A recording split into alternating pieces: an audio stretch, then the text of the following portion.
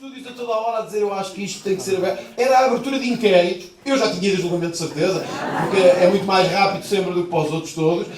E tinha sido... Viram alguma imprensa a falar disso? Muito pouca. Foi uma notícia ou outra, quase nada. Não lhes interessa falar disto.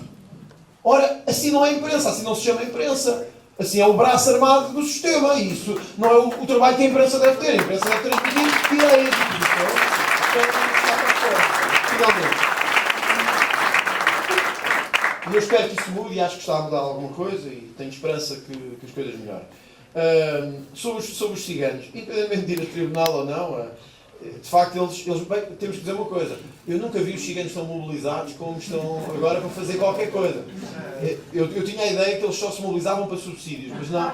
Também se mobilizam para vir atrás de mim, para andar sempre a bom processo. E agora até já vão ao tribunal, põem processos, etc. Eu recebi 40 ameaças. 40 ameaças. Sim, essa é uma parte séria. De facto, tem havido ameaças muito sérias sobre mim, sobre os elementos da campanha, da comunidade cigana. Também as autoridades estão a fazer esse trabalho e esse acompanhamento. Algumas das ameaças são abertas, são veladas, são públicas, outras não são.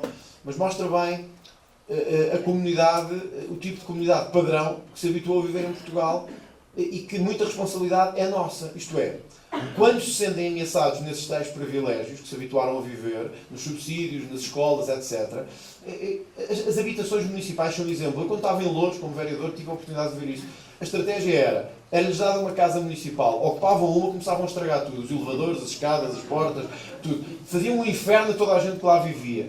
Cá embaixo, no primeiro andar, no segundo, barulho até às tantas da noite, porque a maior parte não trabalha, portanto também podem ficar até às tantas da noite a fazer festas, ficavam assim. Ao fim de um ano, o que é que acontecia? A maior parte das pessoas queria-se ir embora. Iam-se embora e deixavam as casas vazias, eles ocupavam o prédio todo. Não pagavam rendas, uma coisa absolutamente assustadora. As escolas, os pais queriam tirar os miúdos todos da escola, porque era um horror viver todos os dias com violência, com bullying, com ataques, com assaltos, etc. Esta é a realidade. A outra coisa é a realidade paralela em que o país quer viver. Eu acho que nós temos alguma culpa nisto. Isto diz mais sobre nós do que sobre os ciganos. Sobre os ciganos diz uma coisa, que em 500 anos não se conseguiram integrar. É que não estão cá há 20, como alguns, nem há 10, como alguns chegaram agora. Os ciganos estão em Portugal há 500 anos. Não há nenhuma razão. Não há nenhuma razão para que eles continuem a casar meninas com 12 anos, para que não trabalhem, para que as mulheres não tenham direito. Não há nenhuma.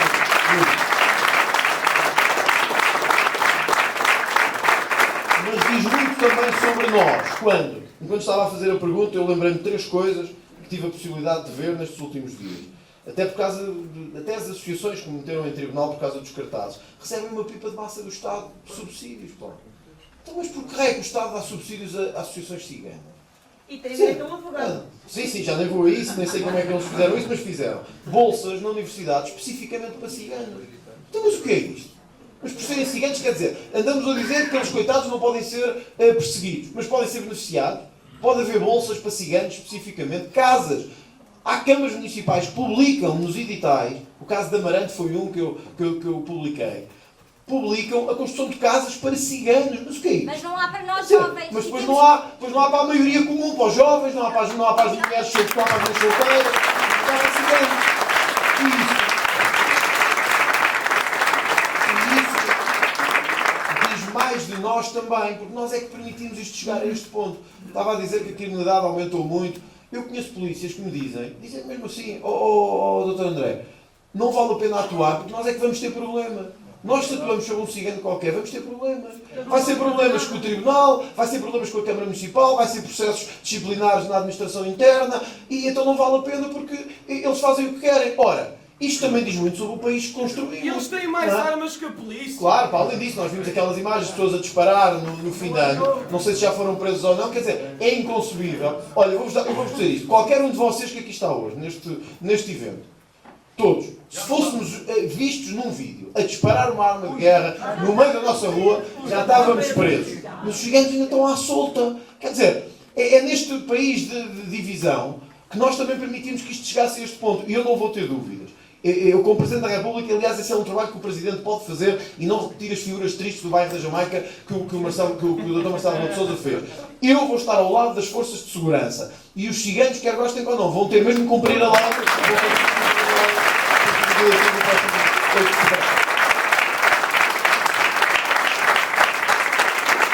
Nós estamos ali o braço de Manel Guia. e uma jovem aqui à frente também. Vamos começar pelas meninas. Como é que se chama? Desculpe, não sei o nome. Inês. Inês, Boa tarde a força. todos os que estão presentes. Eu queria perguntar, queria até falar do meu caso, porque eu formei-me em jornalismo, comunicação e mídias digitais há 1 ano e meio. Até hoje não consegui arranjar emprego. Se calhar porque é de direita. Eu, quando estudava, juntei-me a uma pequena rádio local, cheguei mesmo a ter a carteira de jornalista. Eu não consigo arranjar emprego porque não tenho essas cunhas nem esses tachos. O André Ventura também é contra isso. Então, o que é que nós, jovens, devemos fazer para lutar contra o sistema nesse aspecto? Porque eu não consigo. Eu não vejo outra opção senão emigrar. Isso não. Mas já passou quase 2 anos e uma pessoa também quer seguir em frente, não é? Senão não há nada a fazer aqui. Obrigada.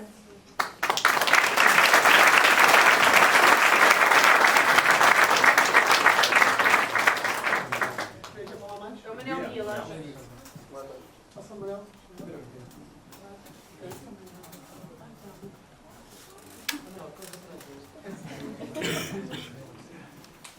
Boa tarde a todos. Antes de mais, cumprimentar a Coordenadora da Juventude, Rita Matias, o próximo Presidente de Portugal, André Ventura.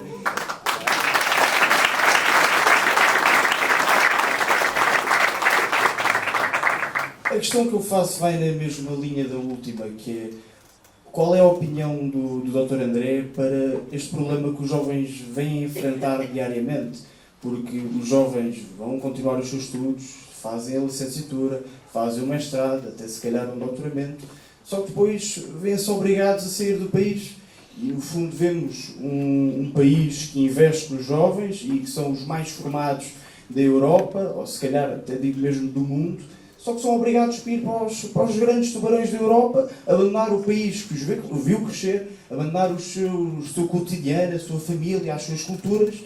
No fundo, eu acho, qual é a esperança que podemos dar a estes jovens? Eu acho que não é o seguro que nos vai dar esperança. Seguramente que não. Exatamente, seguramente que não. A pergunta é essa, obrigado.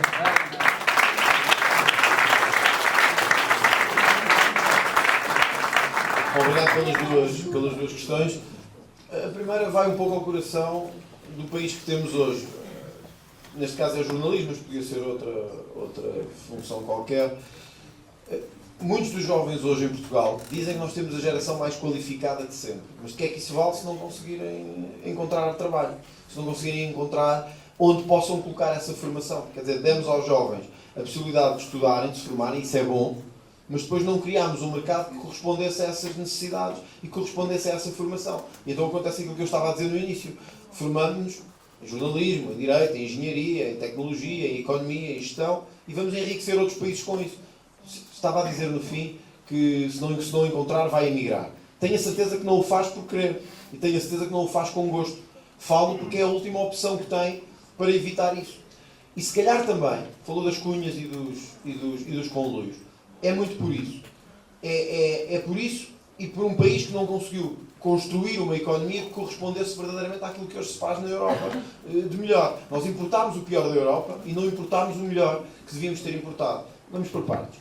Primeiro, a cultura de cunhas e compadrio cá em Portugal é terrível, é terrível. Ainda agora nisto das CCDRs é uma coisa diferente, mas mostra bem este exemplo. O PS e o PSD têm uma série de autarcas, de presidentes de Câmara, a acabar os mandatos nas câmaras. E muitos deles iam ficar sem emprego, porque estavam a acabar mandatos e não podiam renovar. Então criaram-se lugares nas CCDRs, as Comissões de Desenvolvimento Regional, só para colocar estas pessoas. Alguns deles estão em final de mandato. Reparem que a ânsia, o descaramento é tanto que havia um número de vice-presidentes estabelecido. Mas como precisavam de pôr mais taxos, aumentaram 25 cargos de vice-presidente das CCDRs só para distribuir estas pessoas. Perguntam-me, o que é que isto tem a ver comigo que acabei um curso e que não encontro trabalho? Tudo. Porque enquanto continuarmos com uma cultura de distribuir o dinheiro todo para alimentar as clientelas, nós não o vamos ter para ter uma economia vibrante e forte.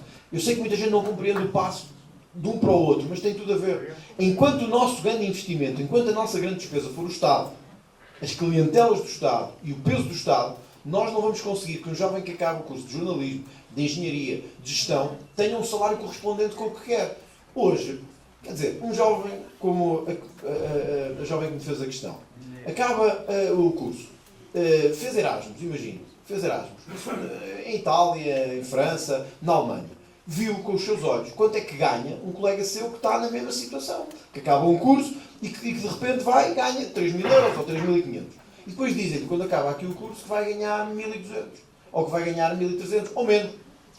Ora, um jovem português que fala línguas, que foi treinado e enriquecido na melhor formação, com línguas, com mundividência, com uma cultura transversal, com capacidade, pensa, o que é que eu fico aqui a fazer? Tudo isto acontece também por duas coisas, não tenham dúvidas. É verdade que nós temos uma cultura empresarial que aposta pouco na melhoria da formação e na qualificação. Isso é uma evidência. Mas também temos o outro lado. Conheço muitos empresários que me dizem, Dr. André, eu gostava de aumentar salários e de aumentar o investimento em tecnologia, mas o Estado leva-me o dinheiro todo. E se nós olharmos para a parcela de impostos que o Estado leva, é de facto gritante. Porque não é só os impostos sobre o rendimento direto, as tributações autónomas, a segurança social, o pagamento do IVA. Hoje, a maior parte dos empresários não consegue contratar nem pagar salários. Resultado, os jovens, que não querem ficar à sombra do Estado, porque a mentalidade hoje já não é, olha, tenta arranjar um emprego à sombra do Estado e fica a vida toda. As pessoas querem ter carreira, querem ter um salário que lhes dê minimamente para ter uma vida decente, querem poder ter filhos, querem poder ter uma casa. E não conseguem isso. Enquanto não resolvemos este problema de dessufocar as empresas e de evitar que o dinheiro seja todo para o Estado, que já sabemos, ouçam, e isto aplica-se, eu direi o mesmo se o Chega vier a chegar ao Governo, se for eu eleito Presidente da República, nós temos que ser frontais com as pessoas. O Estado é um mau gestor. O Estado é um mau gestor. É mau gestor porque se deixa influenciar e é permeável à influência política. E por isso, em vez do dinheiro estar a circular entre os gabinetes, entre mais observatórios, institutos, associações, sejam do que for, nós devíamos colocar este dinheiro, este produto, esta parte do produto interno bruto, a permitir que haja empregos e que haja salários. Enquanto não fizermos isto, nós não vamos conseguir resolver o problema. Dizer que se vai resolver o problema com uma assinatura no dia a seguir, estão a enganá-la. E enquanto o Estado não nos ajuda, o que é que nós fazemos? Ou depois há outra dimensão, é que o Estado, para além de não vos permitir chegar ao mercado de trabalho, diz-vos simplesmente, fiquem à vossa sorte e façam o que quiserem. Vocês não beneficiam da cultura de subsídio à dependência que outros podem beneficiar, porque são dessas minorias. O que é que podem fazer? Eu acho que um dirigente político nunca deve, e eu nunca o farei, dizer para emigrarem. Eu devo dizer o contrário. É, fiquem. E também tenho que vos dar uma réstia de esperança. Eu não sei o que é que vai acontecer, nenhum de nós sabe. Mas eu tenho encontrado muitos jovens pelo país todo, que sobretudo os mais jovens é que sentem ainda esta questão de vou-me embora ou não vou embora, e muitos até a chorar vêm ter comigo a dizer, olha, eu vou emigrar com a minha mulher no próximo mês. Encontramos isso muito na primeira volta da campanha, e eu tenho-lhes dito isto, e é o mesmo que lhe digo assim. Só falta mais um bocado. É isso, acreditem que isto está quase a acontecer e que a minha tarefa mais importante, não há outra mais importante, as minhas duas tarefas mais importantes enquanto político, eu uma vez até usei a expressão, a minha missão só estará concluída quando eu conseguir duas coisas. Trazer todos os que estão lá fora de volta para Portugal, mas ao mesmo tempo garanta que vocês nunca mais têm de ir para outro país em busca de oportunidades. Eu peço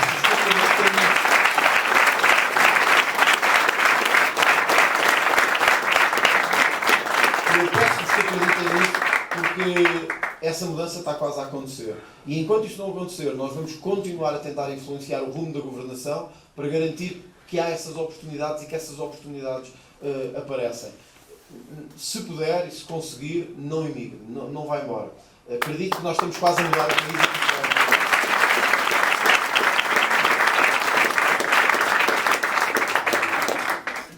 Em relação aos jovens e àquilo que temos que fazer, eu comecei a minha intervenção esta noite por dizer que há um oceano, que há um mundo de diferenças entre mim e o meu opositor. Mas nós temos que colocar isto no centro do debate político. Eu posso lhe dar esta garantia.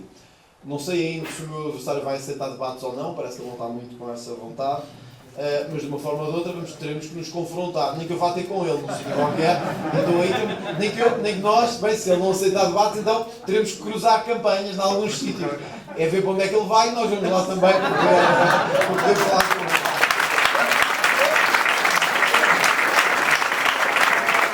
Mas eu garantia que vos dou é que nestas questões a que me referia, do encontrar o primeiro emprego, nas questões dos impostos, o IRS jovem, o Governo fala muito do IRS jovem, mas fomos nós que conseguimos verdadeiramente levar a cabo este IRS jovem.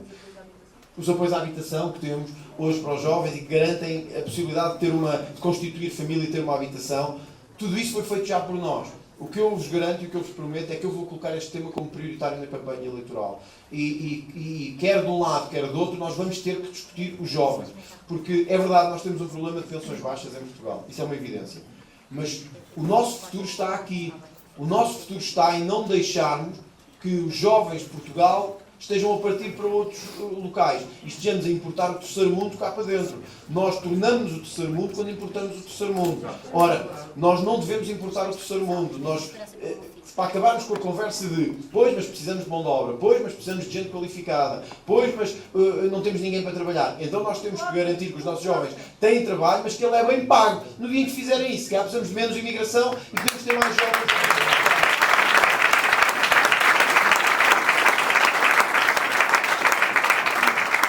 E eu garanto-vos que vou colocar isso como tema prioritário desta campanha, que eu acho mesmo que é dos assuntos mais importantes hoje em dia nas eleições, inclusive nestas eleições presidenciais. Porém, eu não conheço uma ideia do meu adversário sobre isto. Ninguém conhece. E acho que é tempo dele pelo menos vir a jogo e dizer o que é que pensa. Não vai chegar até ao fim da campanha só a falar de fascismo, da extrema-direita, etc. Quer dizer, isso não é campanha que se diga. Agora é sério. Agora é o que é que pensa sobre o futuro, sobre os jovens, sobre Portugal. É para isso que há uma campanha eleitoral.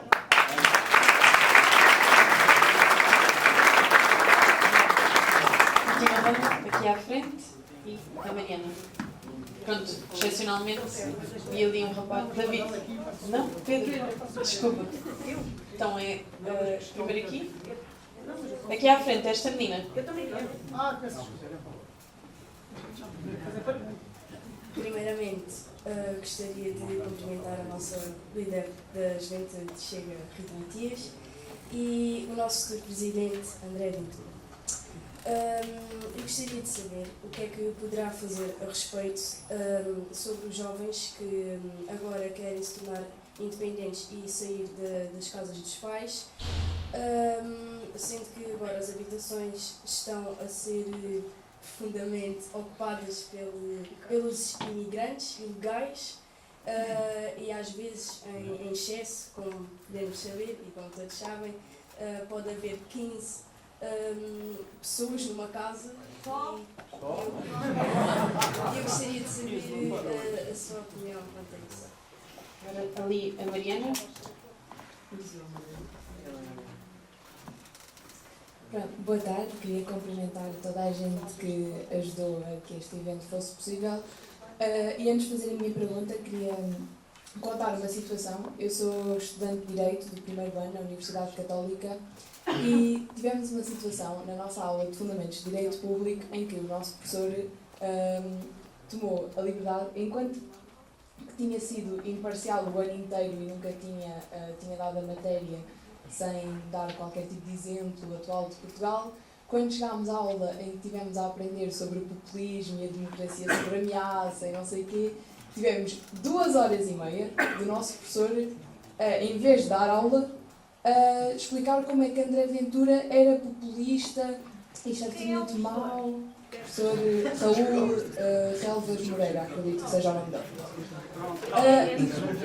E depois, para além disso, temos os colegas. Nós temos os colegas, que pronto, eu sou uma das únicas pessoas, acredito eu, ou pelo menos que se manifeste que seja do Chega na minha turma. Temos os nossos colegas à nossa volta a rirem-se, a dizer: e tu o que é que achas disto? E como é que nós... Não, ainda não. Não faz mal que eu já fiz o exame. Como é que nós nos defendemos disto? Porque na realidade depois sentimos estamos a ser gozados, estamos ali em minoria e que pronto, podemos ficar com uma nota pior se dissermos alguma coisa. E agora a questão do que... Boa tarde, cumprimento a coordenadora da Juventude de Matias e o candidato à presidência da República, André Ventura.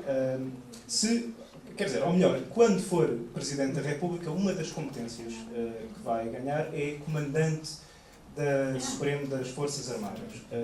Nesse ponto, acho que toda a gente conhece o estado em que está a componente militar de Portugal, sendo que, apesar de termos um território terrestre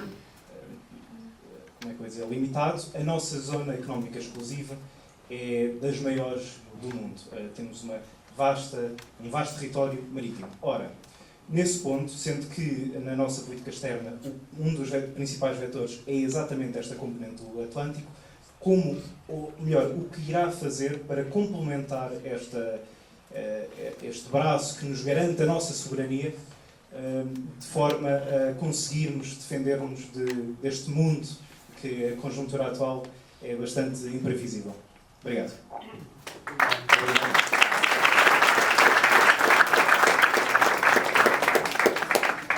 Começando obrigado pelas questões a todos. Começando pela questão da independência dos jovens. Nós temos hoje dados muito preocupantes que nos dizem que Portugal é o país da Europa onde os jovens saem mais tarde de casa. Isto acontece por causa daquilo que falámos, dos salários, de sentirem que o mercado não é igual e que tudo funciona numa base de favores, de cunhas, etc. E que não conseguem arranjar oportunidades para materializar essa vida, mas também por causa do problema da habitação. E aqui é incontornável falar da questão da imigração, não como solução de todos os problemas, mas como uma parte importante. A vossa colega estava a dizer que há casas onde vivem 15 e há outras em que dizem 20. Os preços nas cidades. Lisboa tornou-se, por exemplo, a terceira cidade mais cara do mundo. Houve momentos em que teve em segundo, face a Tóquio e Nova Iorque. Qual é a diferença? É que em Tóquio e Nova Iorque não se ganha o que se ganha em Lisboa. E, portanto, para alguém que vive em Lisboa, ou em Braga, ou no Porto, ou em Faro, pagar aquilo que corresponde basicamente a alguém que vive em Nova Iorque, ou que vive em Tóquio, ou que vive em Melbourne, seria tudo muito bonito se os salários fossem dessa dimensão. Nós tivemos um extraordinário aumento dos custos da habitação, porque por um lado houve muito mais procura e a oferta não se materializou em crescimento. Por outro lado, a habitação pública que construímos foi para aqueles que sabemos e foi para as minorias habituais. Falou-se muito em habitação pública. Senhor, mas que classe média é que beneficiou da habitação pública? Quantos podem dizer hoje que beneficiam da habitação pública sendo classe média trabalhadora? A maior parte não. Quem beneficia da habitação pública hoje, a maior parte são as minorias ou os imigrantes. Aliás, há pouco tempo estive em Leiria, num bairro histórico, em que os próprios imigrantes, que eram antigos, imigrantes que vinham dos países de língua portuguesa, estavam a dizer que estavam a ser agora escorraçados para os novos imigrantes que estavam a chegar do Paquistão, do Nepal e da Índia. Vamos lá ver.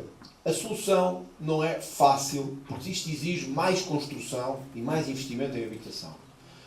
Mas isto também não há magia. Se continuarem a entrar pessoas como entraram até agora, estas pessoas vão querer casa, como é evidente. Ora, se não se constrói mais e se deixa entrar pessoas de qualquer maneira, a habitação vai continuar a subir e a ficar cada vez mais caótica. Em Braga nunca foi um distrito, até há uns anos, com excessivos problemas na habitação. Agora está-se a tornar. Porquê? Porque tornou-se um centro de imigração. Muita dela ilegal. Começou por ser um chamariz, uns chamaram os outros, e agora? Os que chegaram querem casa. Muitas vezes organizam-se para estar 20 dentro de uma casa. Conseguem pagar preços, até porque são financiados por organizações que as pessoas comuns não são, e não há casa para os casais jovens que querem ter uma casa e para os jovens que querem ter uma casa. Portanto, eu disse, vou continuar a dizer e vou continuar a defender isto. Controlar a imigração também é uma ajuda que se faz na habitação. Porque enquanto não houver mais casas em Portugal, nós temos que garantir que não entram pessoas em catadupa que não têm casa para viver. Ou queremos estar a importar imigrantes para estarem a viver debaixo das pontes, ou a viver ali no metro, no Parque das Nações, ou na estação de comboios. Acho que não, acho que ninguém quer isso, acho que ninguém quer esse país. Um país que está a deixar os imigrantes virem não tem condições mínimas de integração para lhes dar.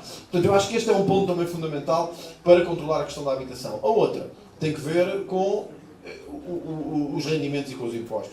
Nós temos que começar a aceitar. Durante a geringonça assentou este modelo. Ter uma casa é um luxo, ter habitação é um privilégio. A ideia era tudo para habitação social, nada para a habitação normal. Nós temos que fazer o contrário. Nós temos que, por uma vez na vida, dizer às pessoas, entre aspas, à maioria normal, que quer ter uma casa, que quer ter filhos, que quer constituir família, nós temos que dizer assim, desta vez vamos estar ao vosso lado. Desta vez vamos estar ao lado dos casais jovens que querem ter uma casa. Desta vez vamos ter que ter um sistema fiscal adaptado a isto. E não um sistema fiscal ou um sistema habitacional sempre pronto para ajudar aqueles, como eu disse de início, que estão à margem da classe média e que não querem fazer nada ou que pertencem a minorias. Portanto, soluções. Mais habitação pública, mas não para os mesmos de sempre. Eu quero, de facto, mais habitação pública, porque nós E aí talvez nos distingamos um pouco dos liberais, mas eles também não sabem bem o fundo da história. Nos países mais liberais do mundo, como a Holanda, a Dinamarca, a Suécia, o investimento público em habitação é muito maior do que o nosso. Portugal tem um investimento reduzidíssimo em habitação. O que eu quero é habitação, mas para a classe média. Eu quero que as pessoas que trabalham, que ganham salários médios e medíocres, possam ter acesso também à casa pública, e que não seja sempre para os que se fingem de pobrezinhos e depois andam a viver à conta dos outros. Acho que nós temos que enfrentar esta questão do ensino e da educação de forma... Temos que olhar para ela de forma firme também. Quer eu, quer a Rita, quer muitos dos nossos deputados que aqui estão, várias vezes denunciámos, quer manuais escolares, quer exemplos de... Enfim, nós temos muitos professores connosco, muitos. Nós estivemos ao lado das lutas deles. Nós temos muitos professores connosco, muitos auxiliares connosco, muita gente do sistema de ensino connosco. Mas o ensino também padeceu do mesmo mal que o jornalismo durante alguns anos. Foi tomado, no início, por muita gente que vinha oriunda da esquerda, da extrema-esquerda, e que nunca se conseguiu libertar disso. Mas uma coisa é serem de esquerda ou de extrema-esquerda, mas cumprirem a sua função de ensinar. Outra é estarem a tentar manipular. O ensino não deve ser para manipular as pessoas, para os convencer, ou para os manipular politicamente. O ensino deve ser para garantir que as pessoas têm as ferramentas que lhes permitem entrar na vida profissional. Deu o exemplo que o professor passou uma hora a falar de populismo e do André Ventura. Eu provavelmente diria que se calhar agora esse professor está com algum cargo no governo, ou com algum cargo nomeado pelo PSD ou pelo PS. Mas nós temos que ser firmes nisso e denunciar. Nós nas escolas temos feito isso. Muitos professores que em vez de estarem a ensinar as crianças, estão a manipulá-las, dando exemplos meus de falácias ou de mentiras, ou incentivando o ódio contra mim ou contra o Chega, nós temos que denunciar. Temos que denunciar. Quer dizer, quando na escola se tentaram durante anos mostrar que a direita era tudo mau, era tudo gente má, formataram os manuais escolares à sua imagem e semelhança. Como se o 25 de Abril fosse o início da história de Portugal. Não houvesse nada antes, foi uma história gloriosa. Para além de fazerem isso, agora atacam permanentemente tudo o que é do Chega. Mesmo ao arrepio de uma maioria do país que vai mudando progressivamente. Nós temos que denunciar. Isto não é nenhuma senha persecutória. Nós não vamos fazer o que eles fizeram. Eles durante anos perseguiram todos os que pensavam diferente. Durante anos perseguiram todos os que não eram ou não diziam aquilo que eles pensavam. Ou que tinham ideias diferentes daquelas que eles tinham. Nós temos que fazer diferente. Nós temos só que expor. Acha que faz sentido estar a dizer a jovens, ou a crianças, ou a adolescentes, que o Chega é mau, que o André Ventura é mau, mas fica em silêncio sobre todos os outros, e dizer isto às vezes aos professores? Olha, o André Ventura, nas suas palavras, é populista, mas não foi ele que andou a roubar o país durante 50 anos.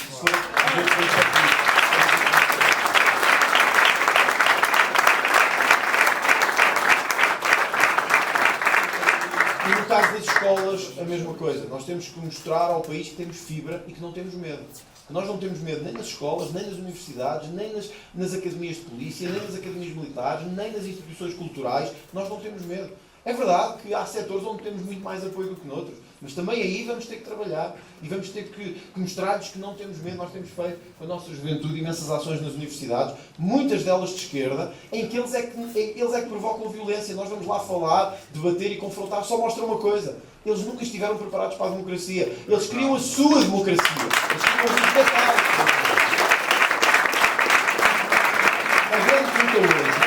A grande luta hoje é essa, é entre socialismo e liberdade.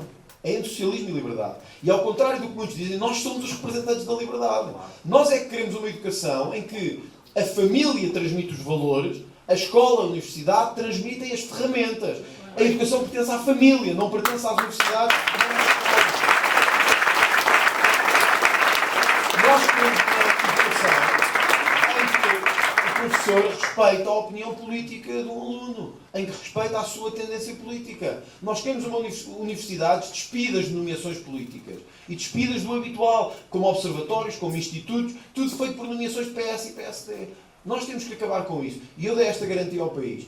Quer na educação, quer na saúde, quer na administração pública, nós temos que atrair os melhores. Ouçam, nós temos que ter os melhores nas nossas universidades. Eu não quero saber se um professor de biologia é de direita ou se é de esquerda. Eu quero que ele, enquanto está naquela função, que ele seja o melhor, que produza os melhores resultados, e é isso só que eu quero ver.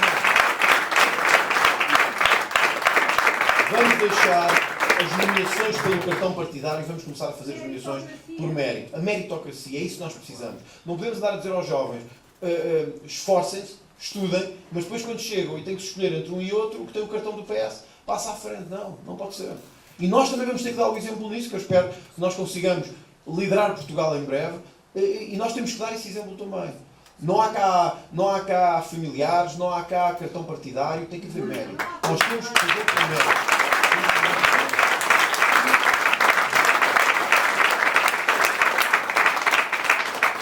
Finalmente,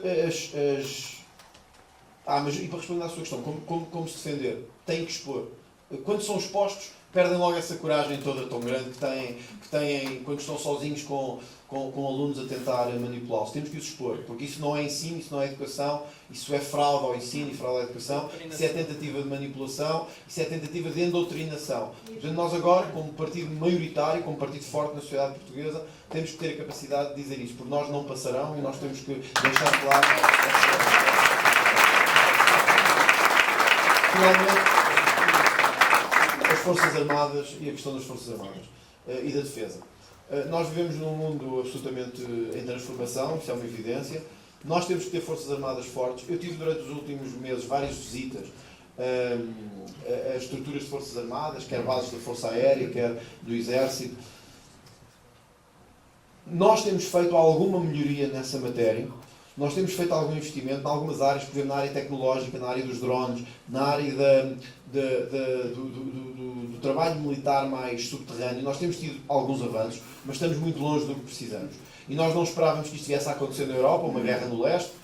Não esperávamos que a tensão entre a Europa e os Estados Unidos estivesse no estado em que está, mas temos que ser firmes. O país tem que ter umas Forças Armadas fortes, integradas nas suas alianças, daqueles que são os nossos aliados. E a Europa é o nosso principal polo, neste momento, de defesa e agregador. Nós temos que ser firmes nisso.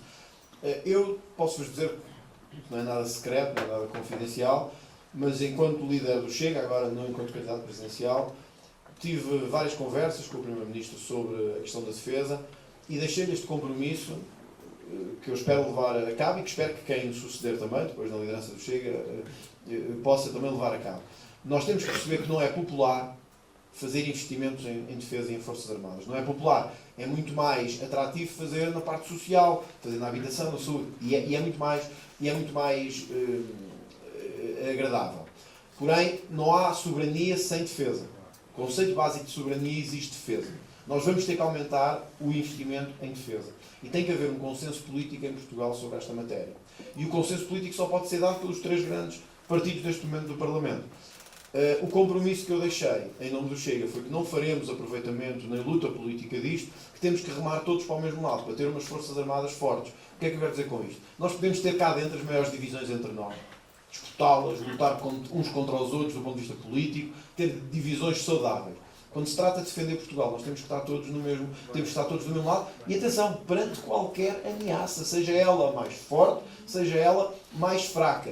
E eu acho que aí devemos conseguir, e todos os candidatos presidenciais deviam tê-lo feito e não o fizeram, deixar garantia que as nossas alianças militares são para manter, nomeadamente o caso da NATO, mesmo que os Estados Unidos venham a tomar outra opção. Portugal tem que ser firme na defesa do seu território, tem que ser firme na defesa dos seus interesses, e temos que ter umas Forças Armadas capazes de atuar, porque o mundo está a mudar muito rápido. Aquilo que parecia impensável há uns anos está a acontecer.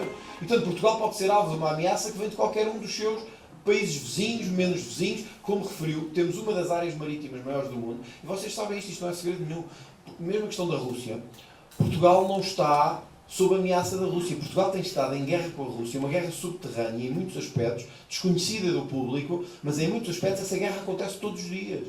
Nos ataques aos cabos submarinos, na contra-informação, nos cyberataques, tudo isto já está a acontecer. Isto significa que nós temos que ter umas Forças Armadas capazes de nos defender. Portugal tem uma dimensão média na Europa, não temos a dimensão que outros países têm do ponto de vista, nem um orçamento que permita fazer o que a Alemanha está a fazer, que é um investimento brutalíssimo em defesa nos últimos meses, mas vamos ter que nos equiparar, vamos ter que acelerar o nosso investimento em defesa. Isto não é muito popular, sobretudo num país que tem as dificuldades que nós temos, mas não há outras hipóteses. Aliás, deixem-me terminar a dizer isto. Um partido que é muita coisa, mas que também é sobretudo patriota, como nós somos, tem que querer umas Forças Armadas fortes. E eu quero umas Forças Armadas fortes.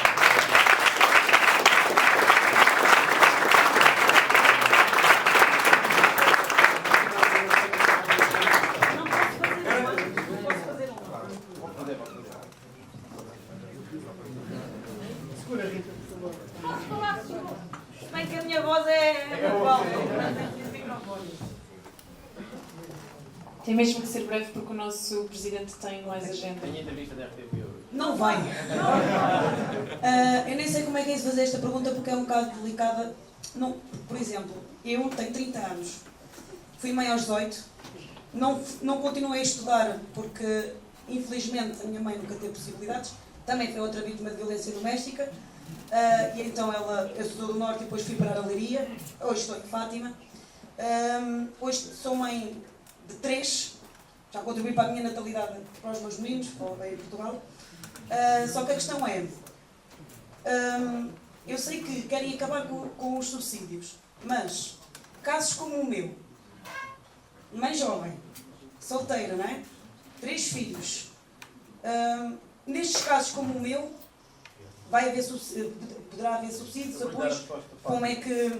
Porque eu acho que eu já levei muitas chapadas e muita gente diz-me assim, o André Ventura não quer ajudar o povo, o André Ventura é contra nós, não quer saber de nós para nada e vai cortar tudo. Eu, na minha opinião, eu não vejo dessa forma, até porque eu já li o programa, uma das coisas, para nós mães, que é uma coisa boa, eu acho estúpido, aos 5 meses eu tenho que deixar o meu filho numa creche. Acho estúpido porque o primeiro ano de vida é o melhor deles todos e a gente perde, e eu tive que 5 meses tinha o meu filho, porque eu estava sozinha, não tinha como. Podia como... Há um programa, não é? Do apoio à vítima. Mas eu não quero estar a viver às custas dos outros, eu quero estar eu por mim. Eu só precisava de uma casa. Na altura só queria uma casa. E não me deram. Fiquei em lista de espera. Se eu ainda tivesse a pequenina, estava agora à espera.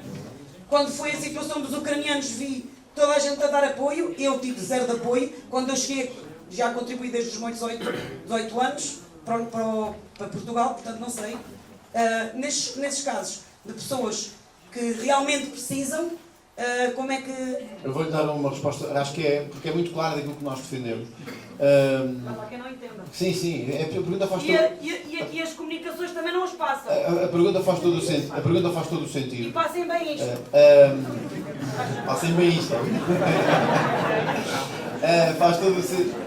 Passaram bem isto. Faz todo o sentido a pergunta, porque vai um pouco ao cerne daquilo que nós queremos.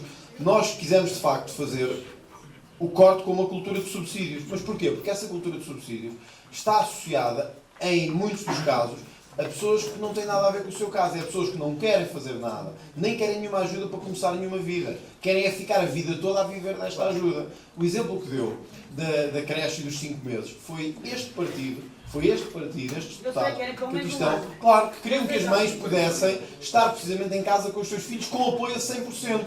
Porque querem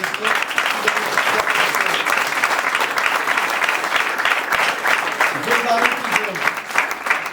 Nós dizemos que é preciso cortar de um lado, não há dinheiro infinito, mas temos que cortar de um lado para conseguir levar ao outro. Quando o Governo quis avançar com este pacote laboral, que nós dissemos que tinha que haver uma mudança laboral, um dos motivos fortes da nossa oposição foi porque queriam precisamente atacar a amamentação e os direitos da amamentação das mães. E nós dissemos que não estamos disponíveis para isso. Eu dei sempre. Não é? Eu não dei mais porque... Mesmo olhando para o exemplo de quando é preciso mudar alguma coisa, nós estamos sempre do lado certo. Ainda vou dar outro exemplo que toca diretamente aos jovens. As propinas. Este ano, este governo de Luís Montenegro quis precisamente levar ao Parlamento, fomos nós que impedimos que isso acontecesse, no meio de pessoas, como deu o seu exemplo, que não conseguiam ter casa, que estavam a tentar ainda estudar, porque alguns prosseguiram os seus estudos e estavam a tentar fazer a universidade, não é? Claro. Estou a dizer, mesmo de outros que seguiram, o Governo queria-lhes aumentar as propinas. Fomos nós, o tal partido mauzão, que estava contra as pessoas, que impedimos essas propinas de aumentar. Portanto, para lhes responder assim diretamente, a nossa lógica é contra a cultura de subsídio à dependência, porque quem tem filhos com necessidades especiais, quem é mãe e tem dificuldades ou sofre violência doméstica, digo-lhe uma coisa, devia ser apoiada o dobro neste país.